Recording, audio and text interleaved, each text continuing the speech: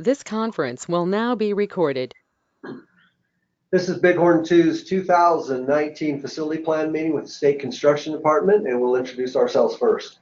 Hey, I'm Raj Dami. I'm the accounting analyst, and my role in the facility plan right now is just helping out Amber and Troy and Brandon with whatever they need from the AIM database and things like that. We're just kind of assuming Charlie's role, Amber and I, so far. All right, well, Troy Decker, planning. My role is make sure we abide by all state statutes, rules, and regs with regard to the facility planning process. Make sure that we capture all the updated information in our database and other data that has to be reported to the commission and to the select committee. And then also to be able to ensure that you guys have a voice in the process, and make sure we capture what you feel your needs are and stuff like that, so that you guys are a very important part of the process, and that we record everything we need to in these facility plans in order to prepare budgets to present to the commission. Amber Leach with State Construction, and my role is to work with the districts on all the documentation for today's facility plan meeting. Good afternoon, Brandon Finney, State Construction. My role with the team is to work through the facility planning process to identify any capital construction needs, and then work with Troy and the school district and project managers to identify budgets to take off to legislative bodies. And I'm Steve McDonald, Regional Project Manager, and I've been working with you guys getting some major maintenance work orders put through and help facilitate some of your capital projects, security and otherwise. So.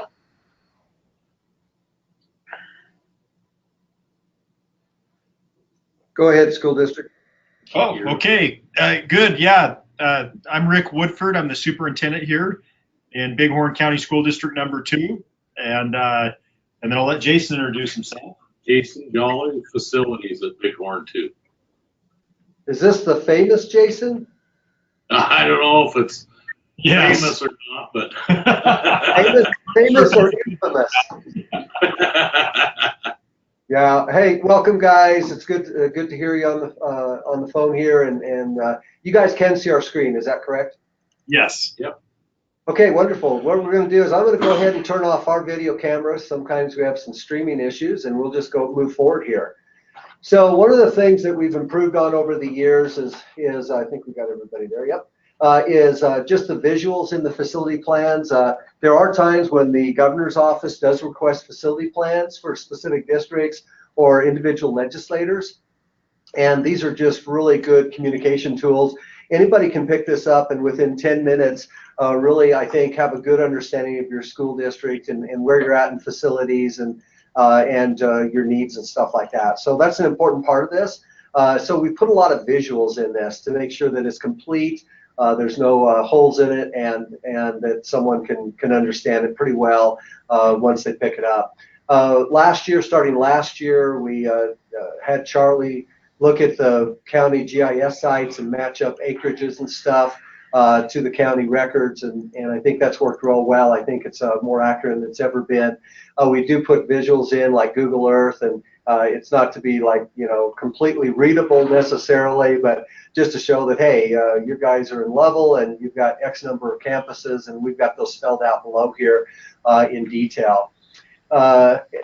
Amber does a great job at working with you. We appreciate your hard work on the front end of this. And then the great thing about that is we're not spending a bunch of time there's 5 of us over here, 2 of you, 7 of us in a meeting, and we're not spending a lot of time trying to get data correctly. We're really spending more time talking about the key points that the district is interested in talking about. So I think our process is a lot more, not a lot more, I mean, it's just improved over the years. So with that, I'm going to kind of go through this fairly quickly, but please do speak up on the data portion here if there's anything. Otherwise, we'll move on. We'll actually get to those points of discussion that are good and allow us to spend some time on those.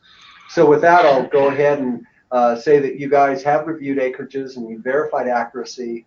These are reported over to WDE and do impact your groundskeeper allowances. So we appreciate you helping us get the database updated there. And I did read over the notes that you guys and Amber prepared and have prepared some pre-prepared notes, but we can change those at any time. Watch what I type. If you have any suggestions, please speak up and we can adjust. Property profiles for buildings. This is just a building by building property profile, and these are important because allowable square footages here do impact your major maintenance payments, so we want to make sure those are correct. And then also we send this data over to WDE, and they base their payment for operations and maintenance for you guys through the block grant. So we appreciate you confirming those numbers. That's an important part of this. You guys do not have any building leases. We're required by state statute to track those, and they can impact your major maintenance, so appreciate you confirming that. You have reviewed enhancements. These have to be submitted on an annual basis to the select committee. And so I just said that AIM database is updated, and I think we're good on the AIM database information. Okay, appropriations. So Steve, if you'd like to lead us in this one. Have you been up in Lovell? Have you visited them? Yeah, I was up to visit Jason, and we took a look at the elementary school food service project 1005, and that one's pretty much wrapped up, but there are a few change orders that are standing out, so we're not quite ready to wrap that one completely, but it's close. I can anticipate by next year's meeting having that one signed, sealed, and delivered, and be able to revert back whatever is unspent there. And then the high school roof project, we're in real good shape there. We've got a signed contract, and we're ready to issue notice to proceed, and that's probably going to begin middle to end of May. Jason, if you guys need notice to proceed anytime in the near future, I think we can get that to you. I don't know that that's a pressing matter, but and that one we can revisit that again next year. I think substantial completions August, end of August, so we ought to be able to maybe get that one closed out. So when we meet next year, both of these we could probably review and see where we're at that point. Okay, sounds good. All right, guys, and we'll just go ahead and leave those monies till next year in review, and then we'll return whatever monies are left over. Steve, security.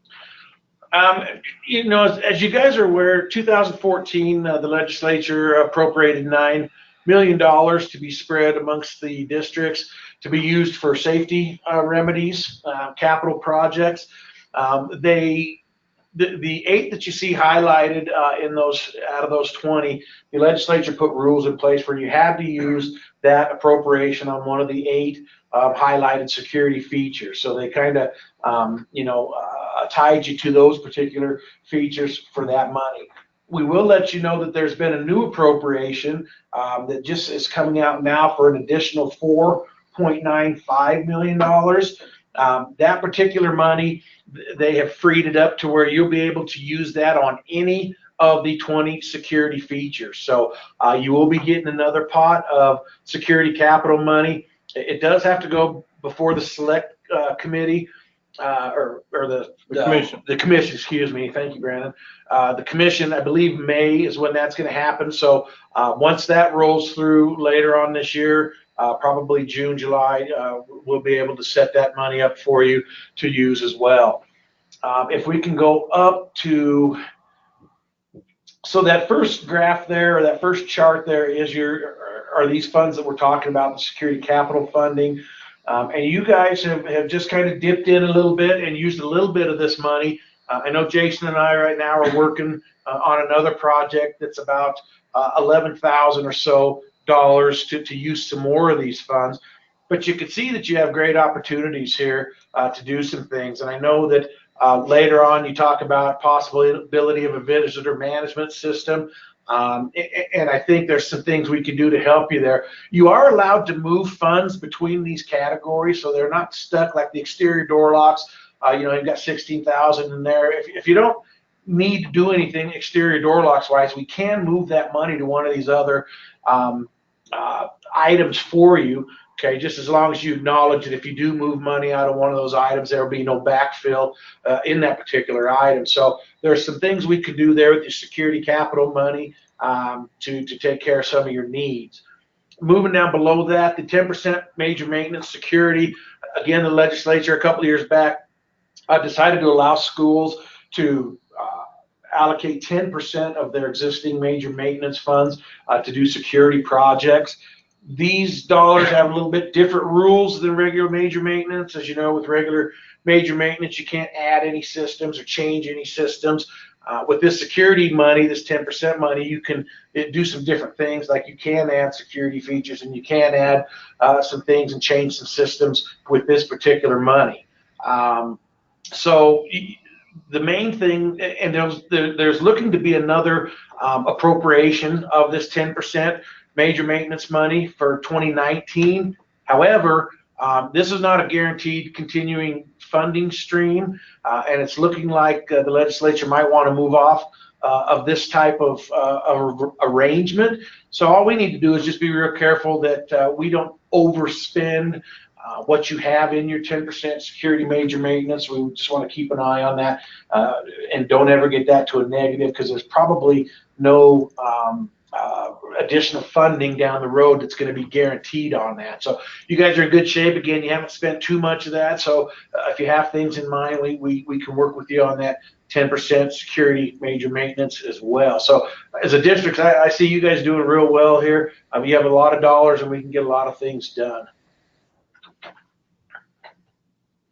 So on the 10% security monies, we had a discussion with a district this morning, and we know you guys have been around a long time, but you guys understand those 10% security monies do not have to follow the definition of major maintenance, and you have a lot more freedom with that. So as you guys are working on and have to supplement your capital monies for security, it's always good to use your regular major maintenance first, and then if things fall outside of that definition, to use those 10% securities. I'm sure you understand that. Just wanted to confirm. Yep. All righty. So yeah, that next payment then, I know you may have spent more out of that 10% security than when this report was ran, but you guys should be able to categorically get about use another 50,000 on top of that 102. So you would be about 150,000 available that you could spend. Yeah, that's good. Go ahead. I was going to say that's good. Yep. Now, Brandon, I just want to confirm, since they've signed that bill already and the 4.95 million has been approved, that doesn't go back retroactive to the original. They still have to keep within those 8 categories, or does that open up to all 20 with all the funds, previous and present? I believe all. I need to read it, though. There's two different paragraphs. Okay. Let me read it and I'll get back to y'all. Okay, I'm going to have him do it. But guys, the only reason and Steve, the reason I thought about that is because as you were just explaining that, now that that's signed into, we know that the it should really be like 4.95 million. That's open to the 20 elements. But I'm wondering if that legislation maybe opened up the previous appropriations that would allow you also to spend those. Otherwise, it's going to be a tough one for you guys. That's be two different buckets of money. Yeah, which it will be, actually. I'm sure it will be. I don't think that'll be dumped in the same one. It'll be a unique project. But anyway, guys, Brandon's going to read that, and we'll have to figure that out. But for sure, you'll have freedom on 20 elements with whatever share you get out of that 4.95. And we'll see if maybe that opens up your other ones, too, to allow you. Not to say that it's absolutely like imperative, but it does kind of give a little more freedom, because you can move stuff around in the original, well, the 78,000 you still have left, but it should be nice if you could move it around and not have it to be irreversible, because that's kind of the policy now is decide what you're going to do. We'll make the changes, but we're not going to go back and forth a bunch of times. So yeah. Go Maybe ahead. now's a good time to ask a question that we have. If you look at those 20 items, well, one of the allowables right now is visitor management system. And then another one, if you go down, is trying to think what it's titled. It deals with software. Yeah. Yeah. No, where'd it go, Jason?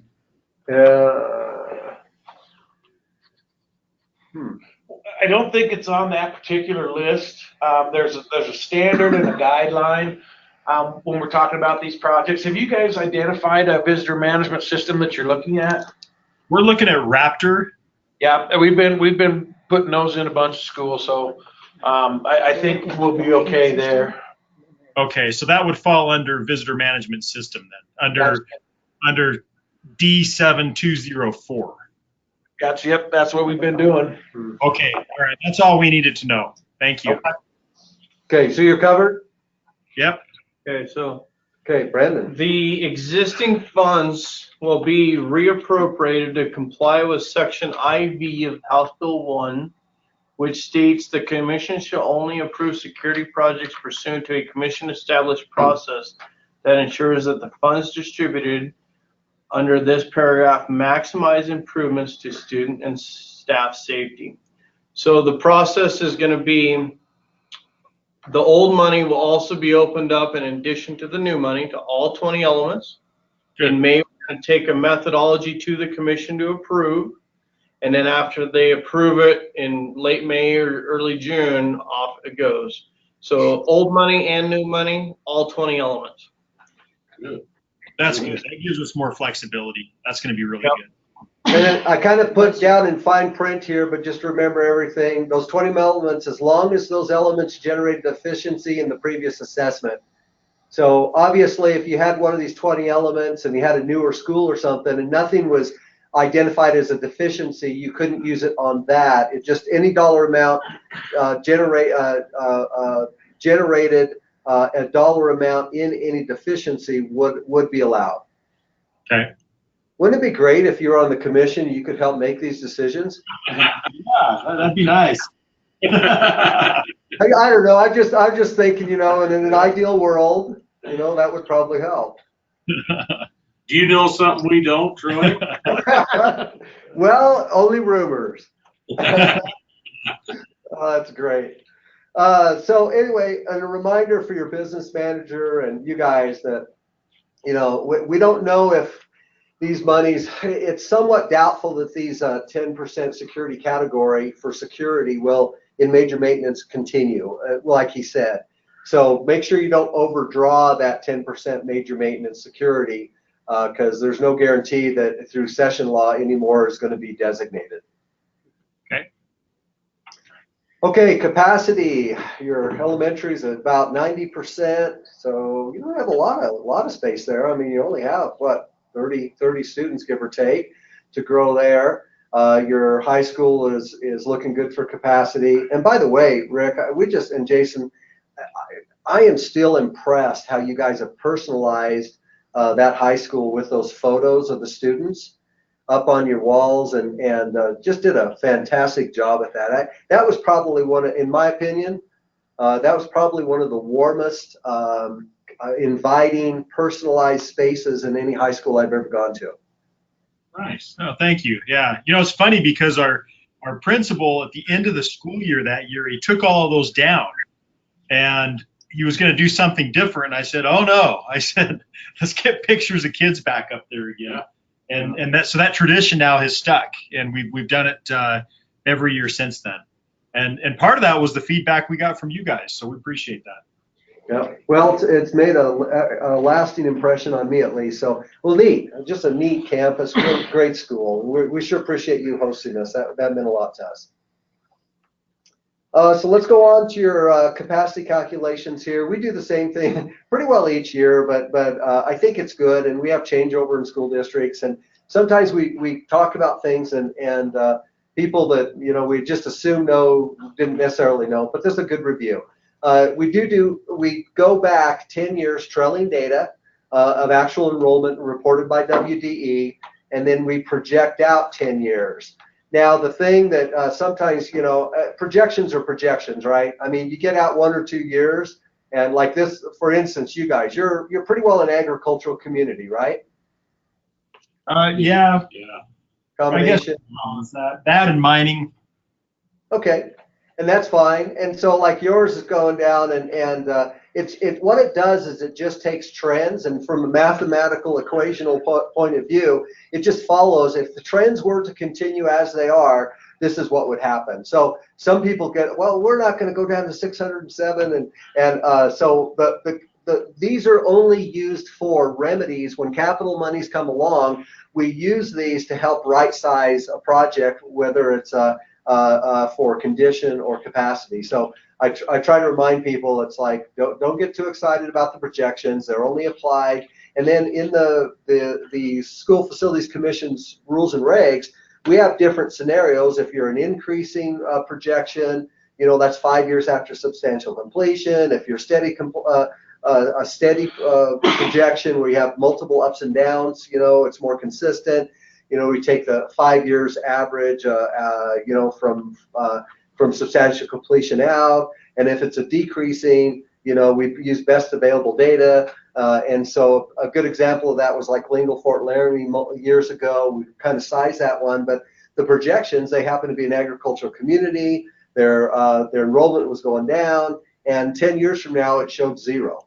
Well, that all of us knew better. So we used a different methodology, best available data, right-sized it, and so that worked well. So how these work basically is you can follow any class, like your 12th graders this year are 47, but last year 50, 54. And if you were to stair step this up, and I'm just taking a guess which one up here it is, but it's just following these students year to year to year, and how many students are in that class as they change from grade level to grade level. So what we do is we really do a comparison between 2 grade levels all the way down. For instance, your kindergarten 2008 advanced to 2009 first grade, 2009 kindergarten, 2010 first grade, and we do 10 years of an average for survival rates. And that out of that 10 years average, you guys have 91% of your students going from kindergarten to first grade, advancing to first grade. We recognize that's usually due to 2 things. The first one is the simple fact that you probably have some kind of kindergarten program that if students are maturationally prepared to advance on to first grade, you may keep them for a second year, and then when they're ready, promote them on to first grade, or you have some population changes. Maybe students are moving out between the kindergarten and first. Rick, what's your interpretation of that? Well, we used to hold back a lot of kids, and I'd say in the last few years, our practice at retention has changed quite a bit. So we don't do much of it. I don't know. That rate looking forward hopefully isn't like that. Now, obviously in first grade and second grade, we want that rate to be closer to 100%. And we used to even retain kids in first grade quite a bit. So I don't know. It'll be interesting to see what kind of how the practices evolve moving forward.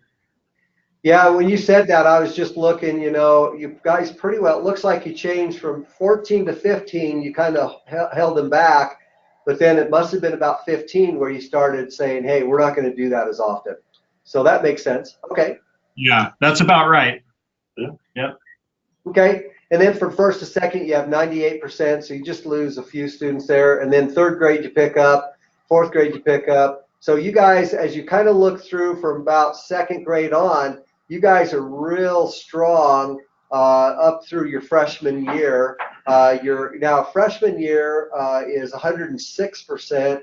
Are you guys, just out of curiosity, are you picking up maybe some students from Cody or other school districts freshman year of high school potentially? From Rocky Mountain High School. Oh, okay. Yeah, kids that live in Byron and Cali, a lot of times they'll want to come to school here. So we pick up a few more than we lose.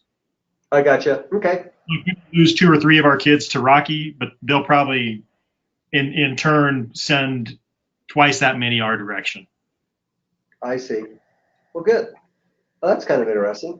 And then your sophomore year, you lose a few, junior and senior. These aren't horrible numbers, but I'm sure as a superintendent, you'd love to retain them all and make sure they finish out through their 12th grade experience in your district. Yeah. And because of the size of our district, that's like 1 or 2 kids. Right. Yep. Yeah, I'm aware of that. Yeah. That makes sense. For every student, yeah, because these are like 50 50 student classes basically. So Right. one student would make a 2% difference. You're right, 2%. That's maybe 2 students, 3 students, 2.5 students. I don't know how you divide that half student. But, at any rate, you guys, if you just average your kindergarten out, you guys have an average of 62 per year. The last couple of years, it looks like you've probably had lower birth rates, is what's in an agricultural community, is what that probably is associated with. And then overall, you know, when you look at your overall district enrollment, and we get it. I mean, you know, right here, I just did a quick calculation a minute ago as I was looking at your numbers from last year to this year. You know, that's give or take a $330,000 difference in your payments. They're about $15,000 per student, and so 22 students or however many students can make a big difference in the resources you provide for education. Now, luckily, those numbers have come up a little bit since that count. So we're yeah. Okay. Yeah, I can tell you, like today, let's see. I'll tell you where we're at. Not that it's real relevant for what we're doing here. Oh, it's always kind of interesting because a lot of districts do gain as the school year goes on.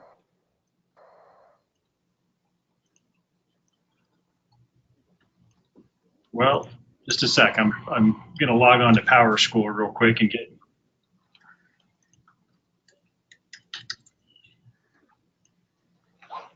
So right now, so we're up to 703 kids now. So that's a little bit of an increase.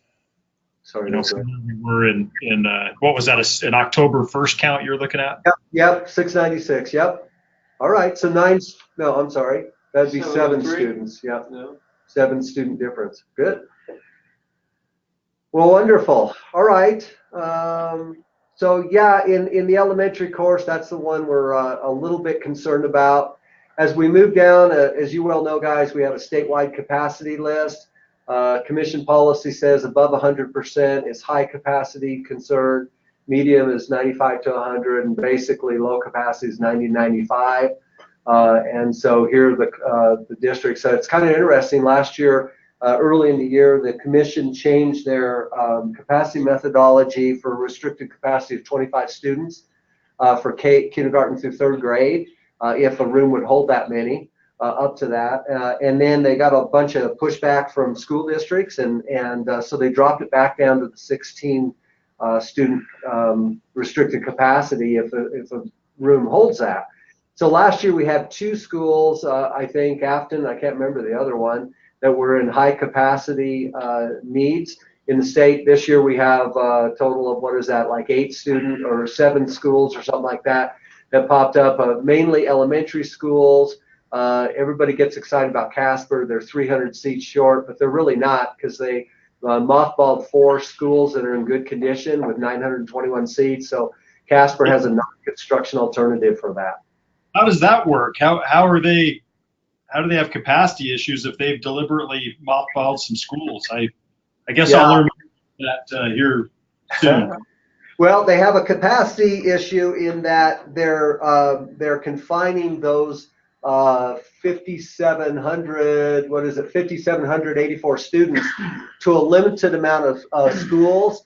And I think what they're trying to do, obviously, is as your educational funding went down, they decided that they could probably meet their budget, and it'd be better for them to have overcrowded elementaries and be able to operate within their budget and reduce their budget demands and close 4. So from an educational functionality type of view, they just put more students in less schools, and they feel like that's better for them budgetarily, and is not detrimental apparently to their educational delivery within those schools.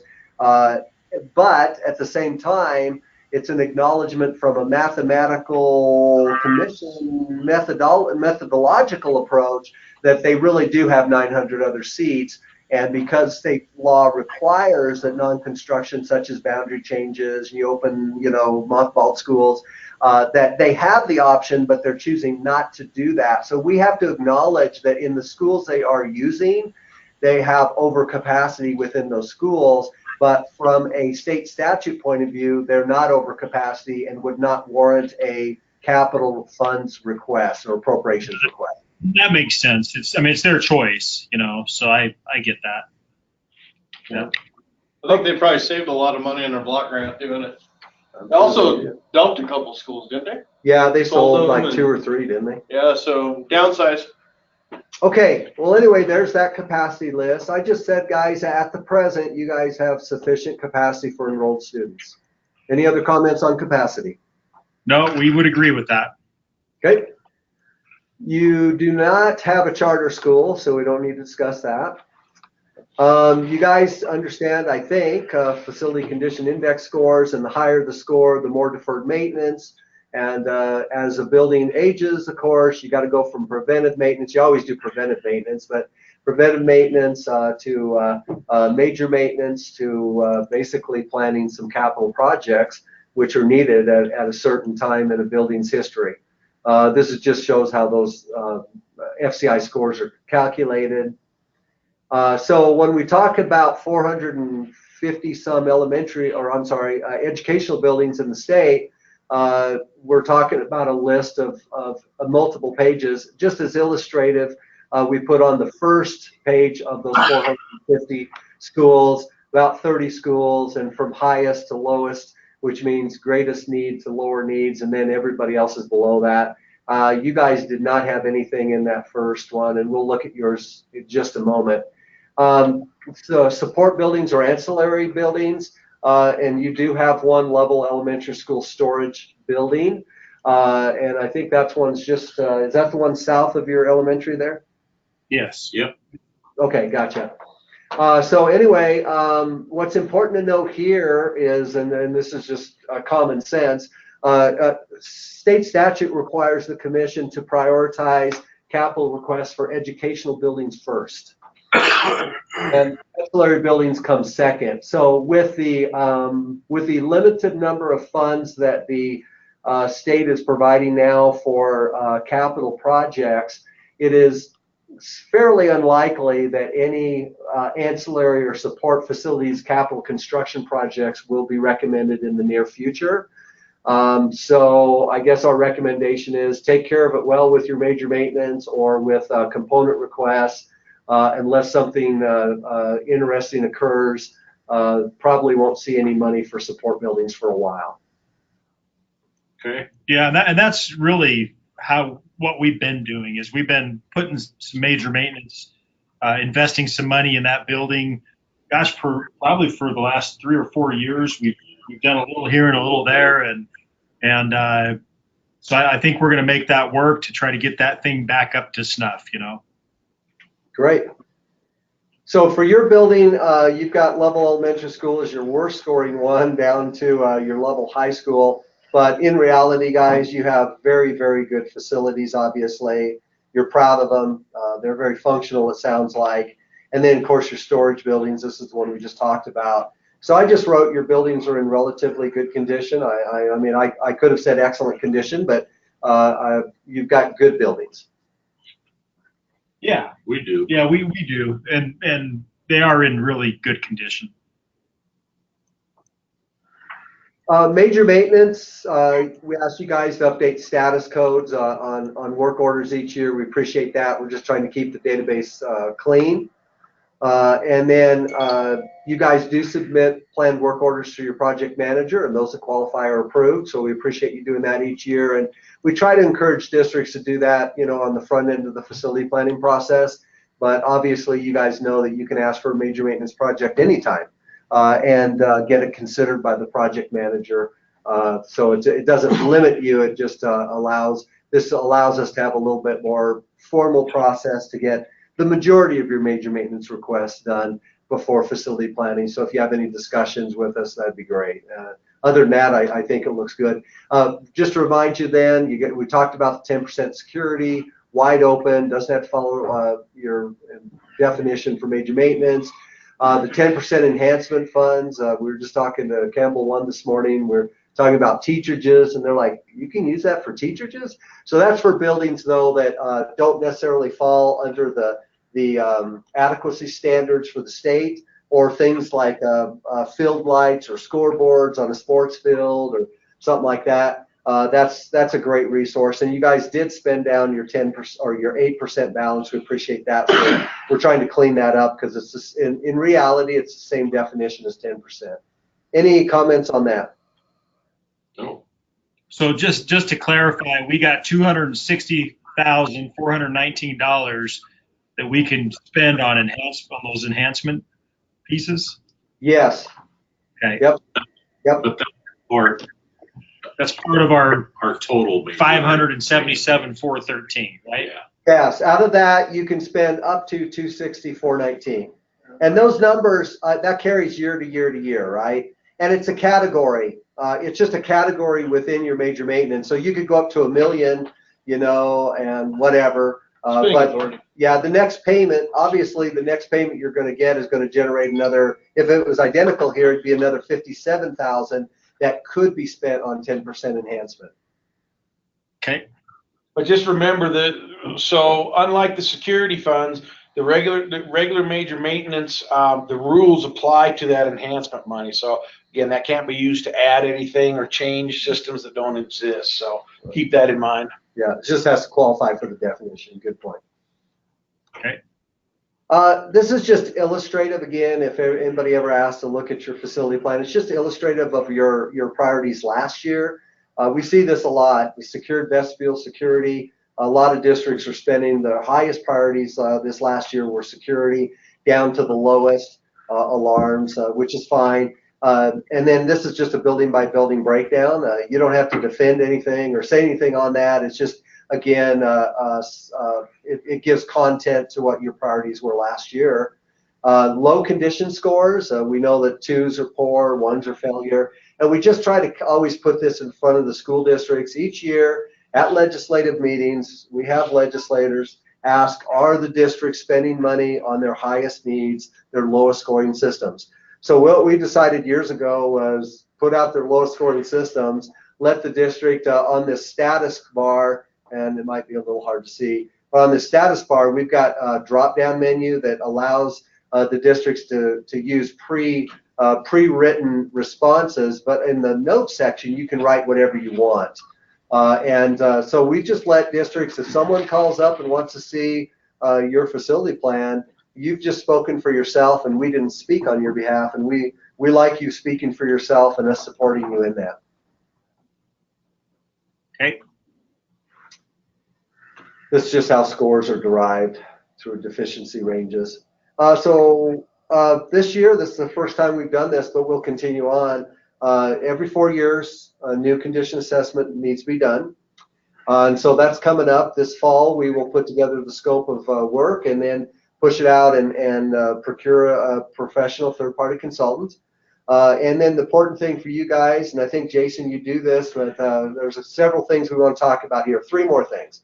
Number 1 is training districts. We just used this April 1st. We're actually backing into our schedule. That's why we have just certain dates over here.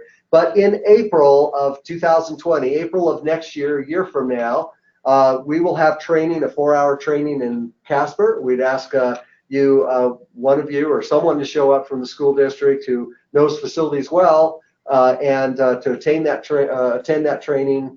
Here's the tool, here's how it's used, here's how scores are derived, this is what we're looking when we show up on campus, that stuff. So I think it's a good opportunity and review for all of us before those assessments begin. And then those assessments will begin. And I say this in every facility plan meeting. In the past, though, some school districts handed keys to the assessment team, said go have fun. At the end of the day, bring them back. And of course, we're not encouraging that because these assessments mean something. They're important.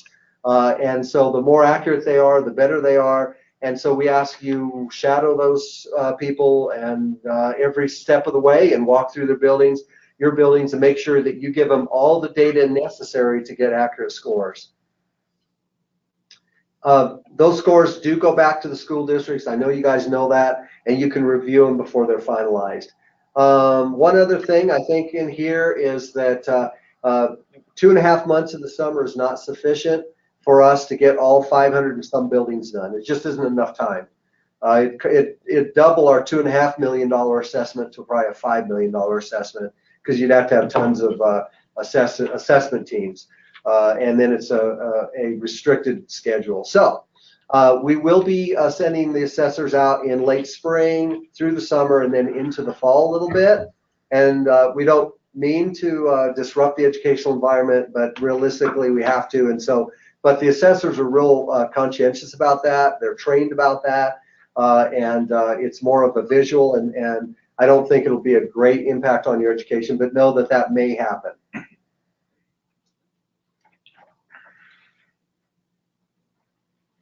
Okay, component projects. So we had a team that put we asked for 4 superintendents, 4 business managers, 4 facility directors to be on this team. Sometimes it's a little bit different than that. 12 district representatives basically prioritize this through the criteria. You guys ended of 31 projects. You guys were prioritized as 16.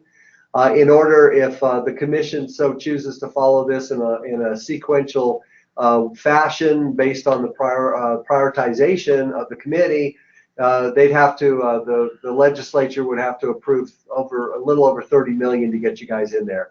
But I'll have Brandon just talk about historically what that's happened and what that's looked like in the past.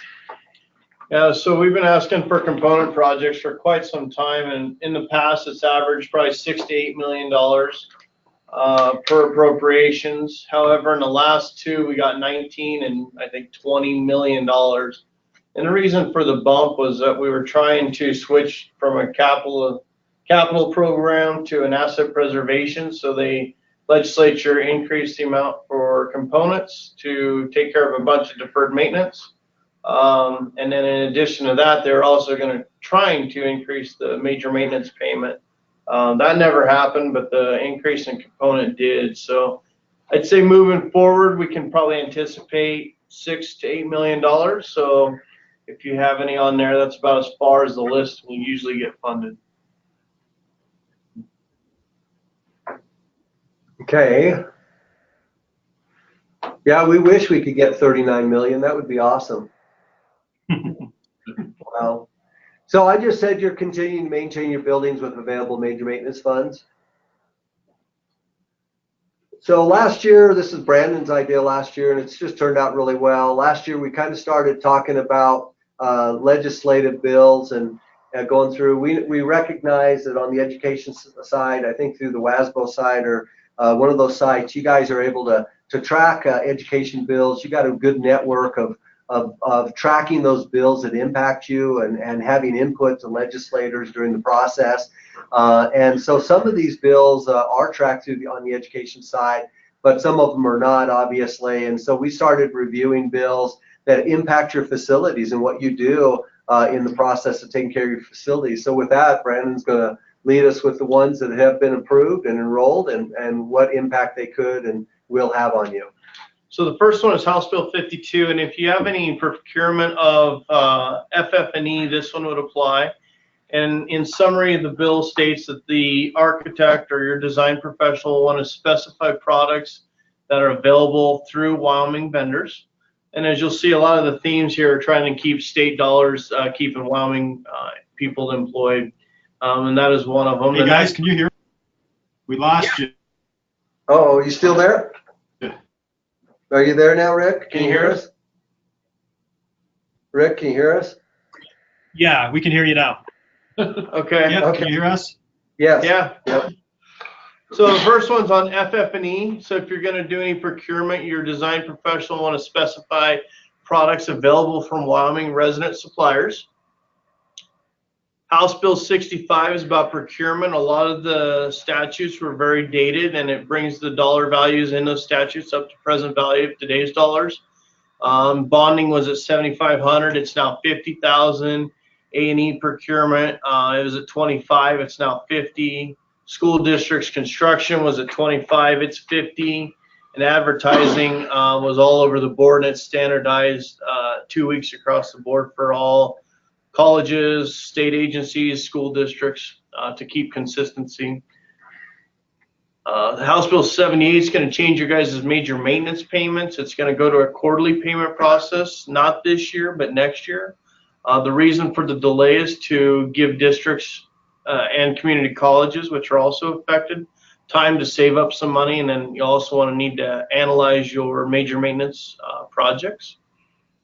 House Bill 79 school, well, the coal lease bonus has slowed down, so this is a process for legislature to borrow money between different accounts.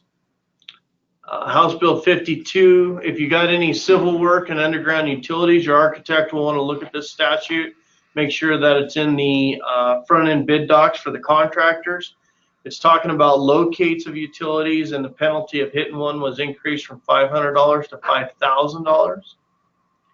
Senate File 49 is about private schools and providing facilities that are equal to the state facilities.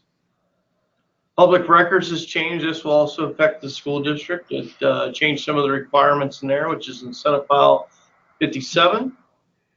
Senate File 74 is another attempt to keep state dollars employed or spent on local people.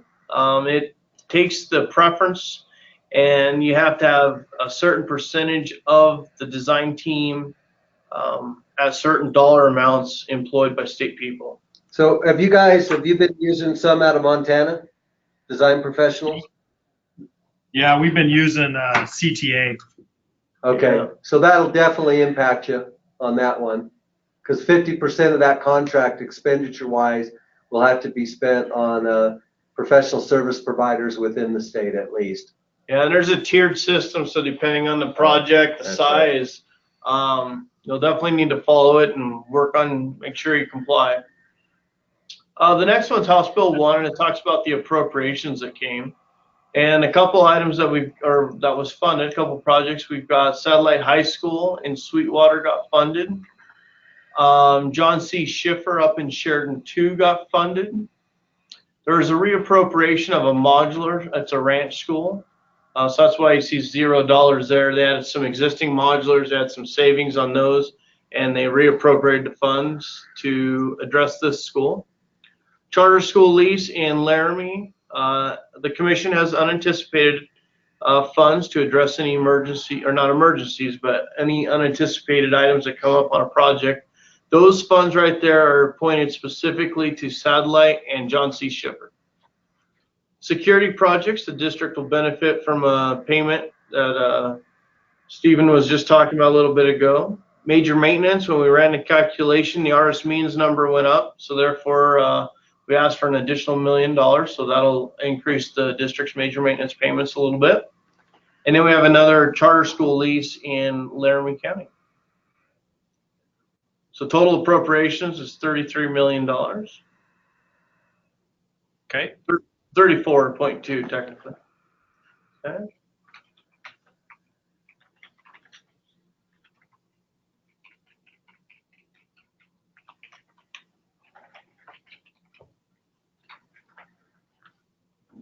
Okay, so budget requests, I didn't see any on there from you, but the new, not new, they're actually old, but they're being enforced.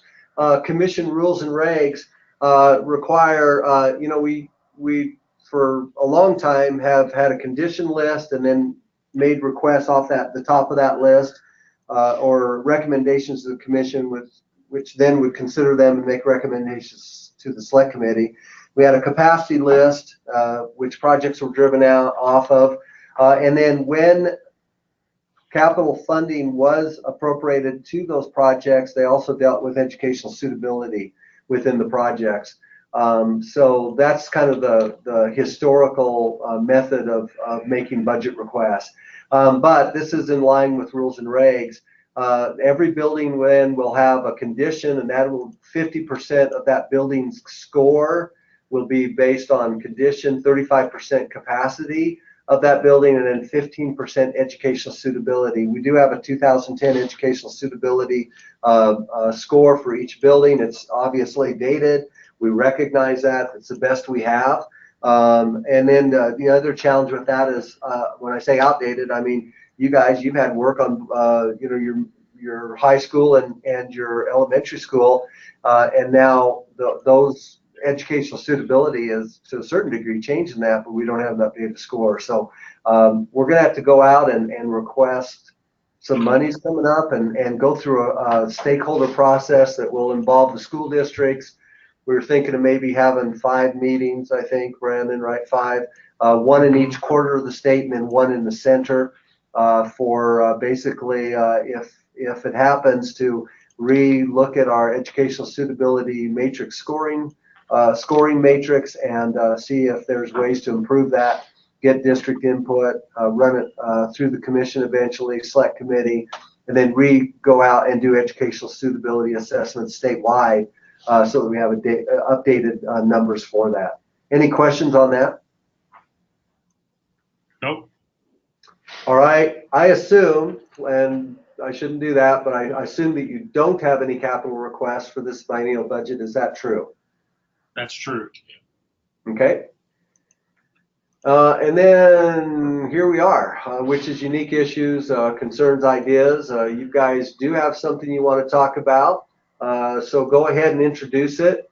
And then I've got some responses down here that I've kind of prepared. I think I addressed it, but go ahead and talk about it first and we'll go from there. Okay. Yeah, just one of the issues that we have in our district, and you guys are aware of this, you've been in our boardroom. It's very small compared to most other school districts, even districts our size. It's pretty tough because from month to month when we have board meetings, we really don't know who's going to come, and even when we do student recognitions, it's kind of a crapshoot on knowing are we going to have enough space or not. So we'll start our meetings in our boardroom, and as parents trickle in, there's been a number of times we've had to relocate our meeting, which, as you can understand, is pretty inconvenient to pick up and move. But we have to do that from time to time. We just don't have the capacity and again, you know, if we could fit 50 people in our boardroom, we probably wouldn't be complaining, but we can't fit even 50. We're lucky to get about 25 people in our boardroom, and it's pretty challenging. So along with that, our central office, you know, we have in our located here on the same side as our high school, we have essentially superintendent's office, secretary's office, and our business office, which has 2 small offices for our business manager and our bookkeeper. Then our other offices are over at the middle school. So we have our technology director over there in a spare room. We have our curriculum director and then our special services offices over there. And it just creates a challenge being not walking distance. You have to drive to get from one building to another. So it's pretty inconvenient. And, you know, so we look around us, and I know we're not supposed to do that, but we're human, right? Bighorn 1 in Cali, now on paper, they're bigger than us because they have a virtual high school. But physical students, they're not bigger than us. They're about the same, maybe even a little smaller. But they have an amazing central office building. I'm sure you guys have been over there. You know, the thing is, it's an old building that's been renovated, but they have tons of space, a huge boardroom. They can house all of their district office personnel and then some in one space. Then you go 30 miles to the south over to Grable, and Grable's recently renovated an older, I think it was a Votech kind of shop area, and they put their district offices there with a nice big boardroom and space. But we don't even have a conference room. We don't have space for a conference table. It's just really challenging. And so the question just came up, are there any standards? There's standards for about everything, but I don't know if I've seen any standards or guidelines that govern district office facilities in Wyoming. Well, thanks for asking that. First, isn't there a scripture verse that says something like, "Thou shalt not envy thy neighbor's administration building"? Well, it's not just our neighbors. I mean, realizing I came from Star Valley, and I helped in the planning and design of that central office building they have over there, which is, I wouldn't call it a Taj Mahal, but certainly there's a ton of space over there, and it's a very nice facility. So it's hard when you're involved in those processes, and then I come over here and just really have the feeling that, man, this is really not adequate to run an organization and have the space we need. Now, obviously, we make it work and we improvise, but certainly it just leads me back to that question: what are their standards and what are the guidelines? Yeah, you bet. Well, thanks for asking that question. And again, this is, I think it's really good that we changed. I think that was last year, and are doing the same thing this year, going out and actually having our meetings in school districts. So we know your building. And we know, in fact, last year, I don't know, it was not too far from when we had a meeting at your building. We also met in Afton. And so we're very well aware, and those facilities are absolutely gorgeous, and they're very well designed. So I guess what I'm trying to say is we have empathy, because we do see that across the state, and we see that as an opportunity, I think, for school districts to improve their facilities. So with that, here's my answer. I just, and guys, we can change it. I just kind of prepared it. Most administration buildings were built by school districts prior to the creation of the SFC and prior to the establishment of standards. I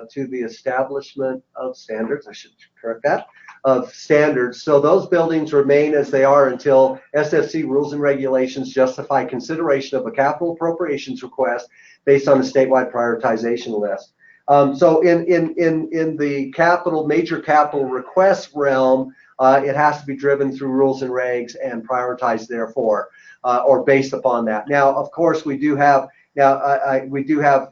component funding that can be used for this and requested, and major maintenance. But outside of that, there's really no mechanism to provide updates or additional funding for those buildings until the major capital requests are appropriated. So you probably knew that answer, but I mean, I think that's a good question. And of course, our job is to follow rules and regs. But at the same time, we recognize and fully agree that there are absolutely, I don't know if you want to call it disparities, but disparities between districts with regard to administration buildings, support facilities, that really make a huge difference in how you do daily operation, how you entertain the community, public when you come to board meetings. And I'm just thinking of that room that we held the board meeting in. That was our commission meeting. That was the board meeting. Is that correct? Or no, that's not. That's at the very end of the building, isn't it? In that corner, or was that your board room? That's the board room. Yeah. Yeah. Right. Yeah. So really pretty small. Certainly, if you have I guess one blessing of that is you can't have a lot of people in there at a time, but that's also a curse. So anyway, to go on then, and I don't think Brandon and George Galida asked me this the other day. I don't think they knew that we have administration building guidelines. But here's the deal, and what we realized, and this is what we realized yesterday, that we've been using these guidelines for new administration buildings probably forever, since SFC was created, but they have never been adopted. They're not formal. They're not formal. So how they are adopted, of course, is based on these guidelines, and appropriation request is presented to them, and they approve that request based upon that. So this is one of the things that we're going to have to put in our rules and regs when we update next. So you ready for this? Here's the guidelines.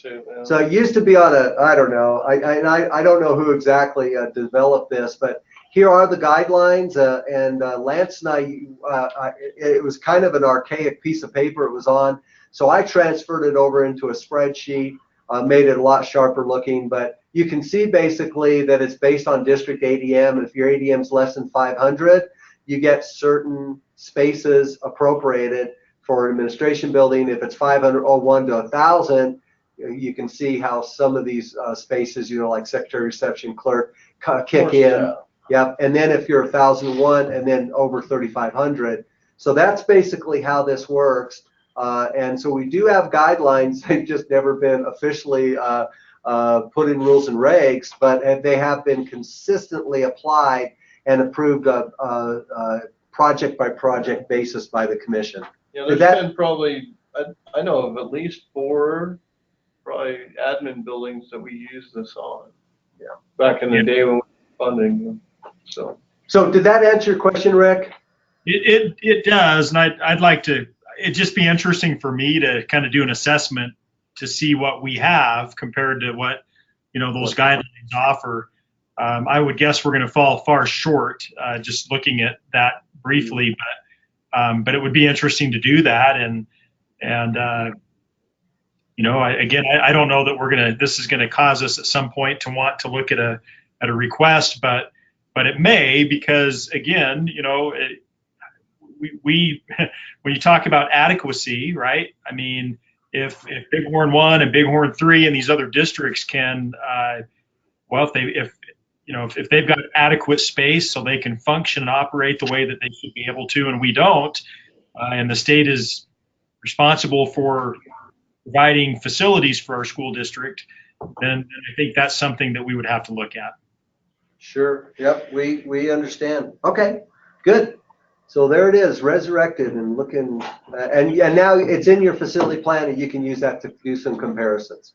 Perfect. Yeah. Appreciate that. You bet. So with that, guys, I think that's it. Anything else, district? You kind of get the last word here before we quit. Yeah, I've got a funny question, and I haven't even talked to Jason about this because I just dreamed this up. Oh no. I think yesterday. In fact, we had an administrators meeting, and that's where it came up. But we're in a funny situation here because, as you know, we had a heck of a hailstorm here, and this summer we're probably going to have a lot of insurance work done on several of our buildings, and one of them is the elementary school. We're going to have to replace the roof at the elementary school. It got hammered pretty good. Well, the elementary school, when it was originally built, it was a open concept school. You guys remember those? Oh yeah. So you walk in and there's no walls, right? No walls. So there were exterior windows at the time, so you could get some natural light throughout that building. Well, I don't know, back in the 80s or maybe the early 90s, the district said, hey, the heck with this open concept thing. It's not working very well. And they came in and built all these interior walls and made all these classrooms. Well, as a result of that, in consequence of this, we have 10 classrooms that have no natural light. And when you talk about educational suitability, I don't think we build a classroom today that didn't have some natural light. And so here's what I'm wondering. If we wanted to add some skylights into these 10 rooms, right now is the time to do it because we're going to get a new roof.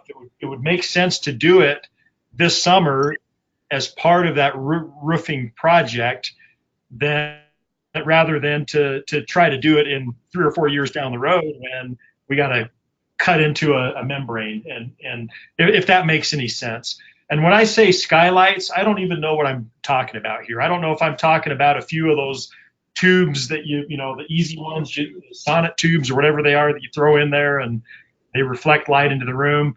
But I guess what I'm wondering is if we wanted to have some estimates or have CTA work in I guess an alternate. The question is there a funding source we can use to accomplish that? Can we use the enhancement money as part of this project? I mean, we don't have skylights right now, but we do have a roof. Yeah, this is Steve, and that's the tricky part about that is again the rules for major maintenance and even the enhancement major maintenance. or to not change or add anything that isn't currently in place. The other thing that's problematic is with your roofing contract, you guys are already, the component funding already doesn't cover near what that contract is, so you guys are having to. That's in high school. We're talking elementary, a different facility. Oh, okay. I'm sorry. I was thinking the high school. So now we do have some depreciation reserve funds, and we may be able to sell that to our school board to utilize those funds. So I don't want you guys to feel like, well, we have to find a way to do this, because if the answer is, well, we can't use major maintenance, then certainly I'll go to our board and we'll look at depreciation reserves. I was just curious to see what you guys thought about the enhancement piece. Yeah, I think that's our answers. It doesn't sound like it would qualify for major maintenance, regular major maintenance dollars. Yeah, and I didn't think it would. I was just curious. Sure. Okay, so for us, the feasible thing to look at would be to use some of the depreciation reserve funds. Yeah, any district funds that you might have. Right. And again, I haven't even talked to Jason about this, so he's over here rolling his eyes like, we're not putting skylights in that building. 10 future leaks. I know. Anyway, it's always interesting to get an educator and a maintenance guy in the same room together talking about things like skylights.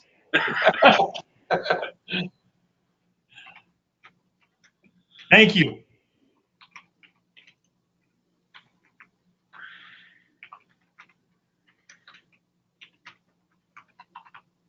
And I'm just curious, what do you guys think about, is it a good sales pitch for me to go to our school board in terms of educational suitability? Am I thinking about this right? Is natural light that important?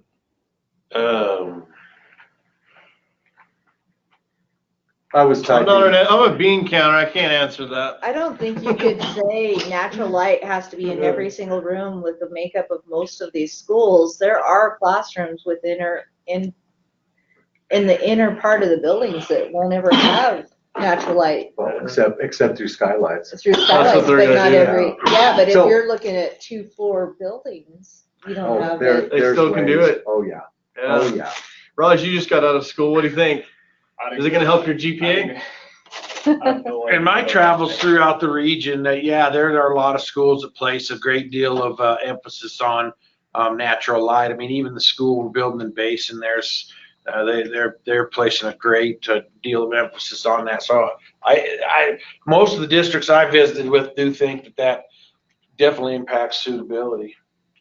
I probably would have took it away from me because I daydream too much. Yeah, no, I think daylight is at the top of the list, natural daylight for impact on educational achievement. So I don't think anybody out there is going to deny that. Okay, I was just curious. I just don't want to be out in left field, that doesn't feel good.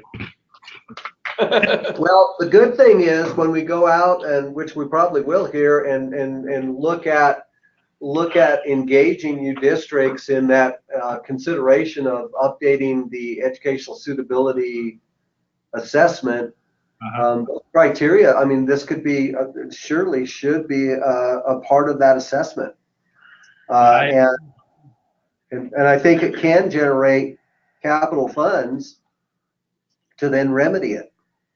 Right. Yeah. Yeah, and I think my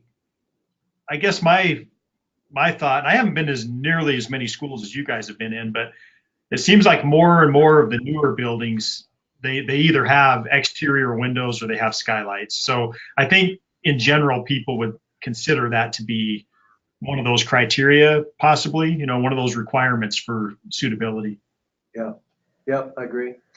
Well, good. Hey, thanks for bringing that up, and we definitely look forward to talking about those kinds of things during the suitability development of an updated suitability assessment tool. So, okay, guys. Well, that sounds good. Anything else, district? Nope. We're good. Okay, staff. Thanks, guys, for all your hard work. Thank you, Amber, for the help. Yeah, thanks. Hey, Rick, And we want by the way, Amber's, the pre-meeting that we had were very useful and helpful, so we appreciate that. Good. well, thank you. She does a great job. We value her greatly, and hopefully she'll have a future here for years to come, and we'd love to work her to death. So with that, guys, Rick, hey, congratulations on your appointment to the commission. We look forward to working with you. Yeah, thank you. It's going to be a steep learning curve for me, but it's something I'm interested in and hopefully can help. All right, guys, with that, we'll sign off. Thanks for joining us. We look forward to meeting you in person again in the near future. Take care. All right. Yeah, Bye. you guys take care. Bye.